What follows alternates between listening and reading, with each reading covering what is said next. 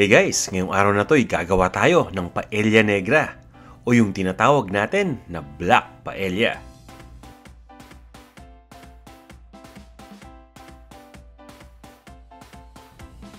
At para mabigyan kayo ng gabay, isinama ko dito yung listahan ng mga ingredients kasama ang sukat ng bawat isa. Guys, kung handa na kayo, umpisa na natin ha.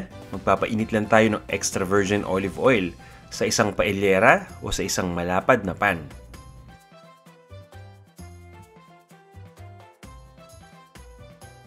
Kapag nag-umpisa ng uminit yung ating extra virgin ng olive oil, ay ipapan fry na natin dito yung hipon.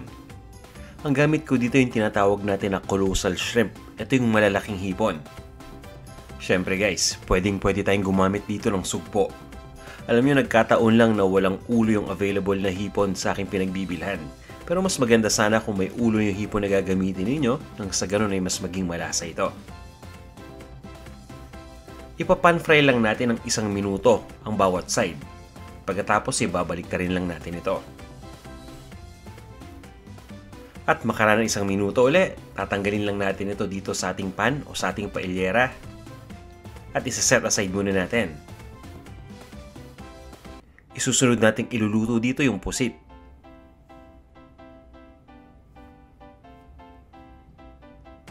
Ito na guys yung pusit na gamit natin. Ito yung medium size na pusit na hiniwa lang natin crosswise.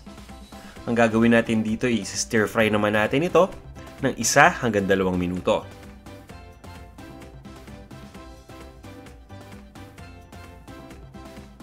Makara nating maluto ay tatanggalin din natin ito isa-isa at isa-set aside muna natin uli. Ngayon naman ay ready na tayo para igisa yung bawang, pati na rin yung sibuyas. Itong bawang na gamit ko dito, hiniwa ko lang ng maliliit na peraso. Ito yung tinatawag natin na minced garlic. Itong sibuyas, ganun din. Hiniwa rin natin ito ng maliliit na peraso. Kung napapansin niyo na medyo kulang yung mantika guys, pwede tayo magdagdag dito ng extra.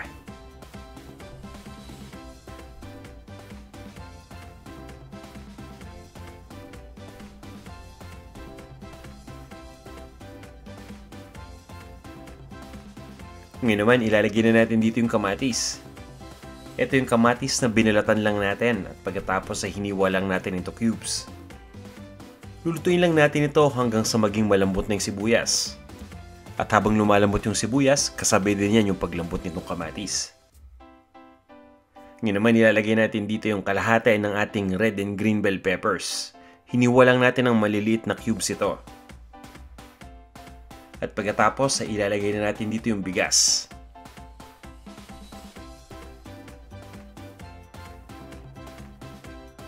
Ang gamit ko ditong bigas ay yung tinatawag natin na kalaspara rice. Ito talaga yung bigas na pangluto ng paella.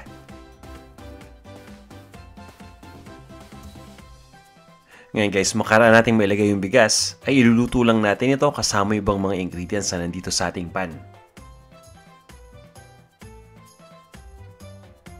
Pagkatapos ay ilalagay na natin dito yung ating white wine. Pwede kayong gumamit dito ng tinatawag na Chardonnay o ng Pinot Grigio.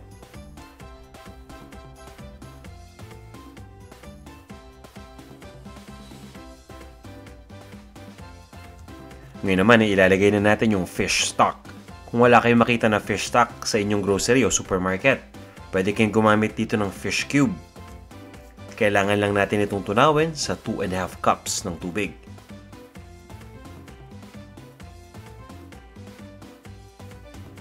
Ngayon guys, ay hahaluin lang natin ito at pagkatapos ilalagay na natin yung pampalasa. Gumagamit ako dito ng tinatawag natin na tinta de calamar o yung squid ink na nasa bote. Alam nyo guys, sa area ko dito sa Midwest, particularly sa Chicago area, yung mga pusit na nabibili ko dito hindi masyadong matinta. Hindi katulad ng nabibili sa Pilipinas. Kaya gumagamit ako dito ng tinta de calamar nang sa ganun ay mas maging makulay at malasa itong ating black paella.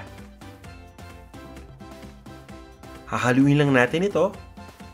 At pagkatapos guys, ay tatakpan lang natin itong ating lutuan. At papabayaan lang nating maluto itong bigas ng mabuti.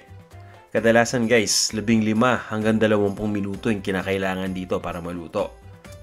At niluluto ko lang ito between low to medium heat.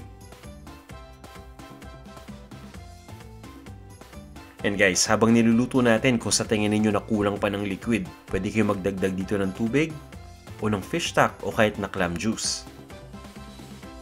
Ngayon naman guys, makaraan ng 15 hanggang 20 minuto, i-arrange na natin dito yung ating na pan fry na hipon kanina.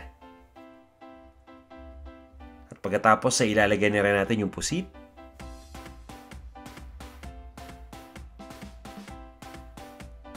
Pati na rin yung ating lemon wedges.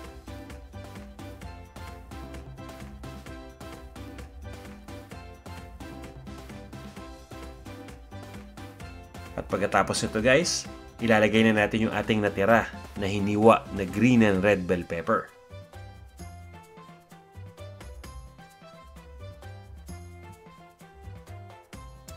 Ngayon naman ay tatakpan lang natin itong ating lutuan.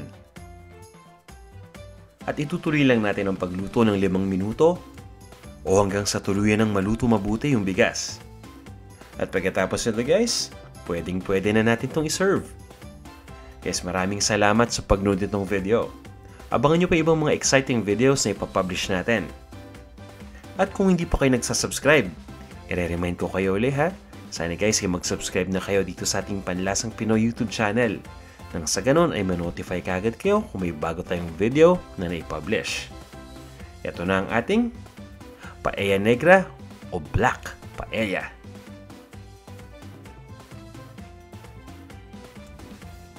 Kain na tayo!